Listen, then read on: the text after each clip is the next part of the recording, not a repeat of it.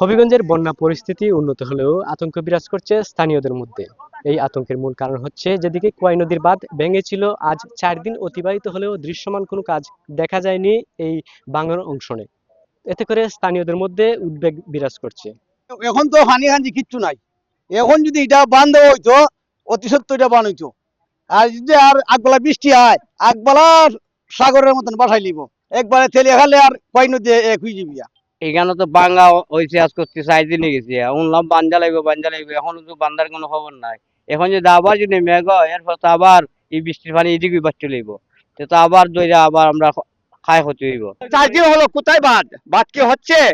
শুধু কথাই, আর পত্রিকায় পত্রিকায় শুধু হেডিং আসছে এভরিথিং ওকে, কিন্তু কোথায় সরজমিনে আপনারা আসেন।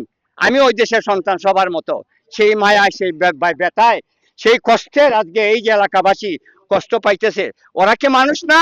ওরা কি আমার মা বাপ না? ওরা কি আমার ছেলে সন্তান না? তাহলে যদি এটা না রাখি, তাহলে এদের চোখ কোথায়? যারা মাটি উত্তোলন করে, আমি বলি দেশের মানুষ, এই জনগণ আপনাদের উপরে কেউ নাই।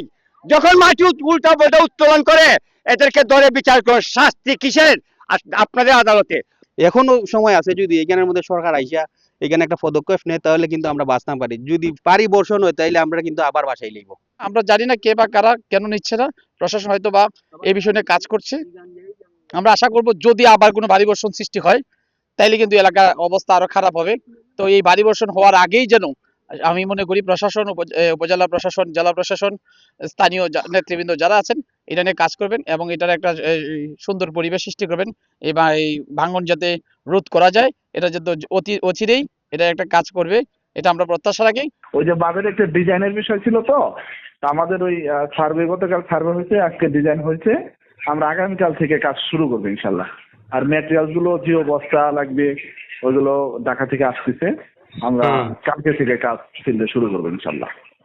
আচ্ছা আচ্ছা, তো এলাকার মানুষ তো অনেক আতঙ্কে আছে। ওই যে পানি কিন্তু এখন ঢুকে না, আর পানি কিন্তু স্থগিত। হ্যাঁ জি, পানি এখন স্থির হয়ে গেছে, দুই পাশে একই লেভেল হয়ে গেছে।